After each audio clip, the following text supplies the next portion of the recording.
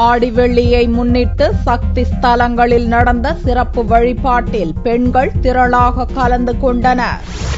ஆடி மாதத்தில் அம்மன் கோவில்கள் திருவிழா கோலத்தில் காட்சியளிக்கும். ஆடி முதல் வெள்ளியை ஒட்டி திருச்சி திருவானைக்காவல் அகிலாண்டேஸ்வரி கோவிலில் அதிகாலை முதல் சிறப்பு பூஜைகள் நடந்தது. ஆடி மாதத்தின் போது அம்பாள் சிவனை வேண்டி இந்த கோவிலில் தவமிருந்ததாக ஐதீகம். இங்கு அம்பாள் காலையில் லட்சுமியாகவும், உச்சிக்காலத்தில் பார்வதியாகவும், மாலையில் சரஸ்வதியாகவும் பக்தர்களுக்கு காட்சியளிக்கிறார். அகிலாண்டேஸ்வரிக்கு என்னன்னா, அதாவது 3 கால பூஜை உண்டு.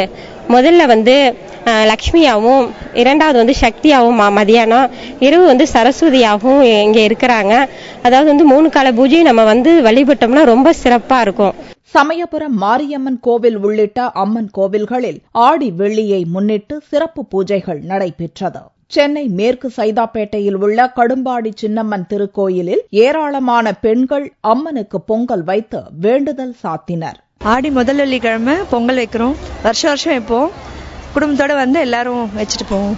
இந்த ஆண்டு ஆடி மாதத்தில் 5 வெள்ளிக்கிழமைகள் வருகிறது என்ற போதிலும் தங்கள் நேர்த்திக் கடனை செலுத்த ஆடி முதல் வெள்ளியன்றே ஏராளமான பெண்கள் கோவில்களில் வழிபாடு செய்தனர்.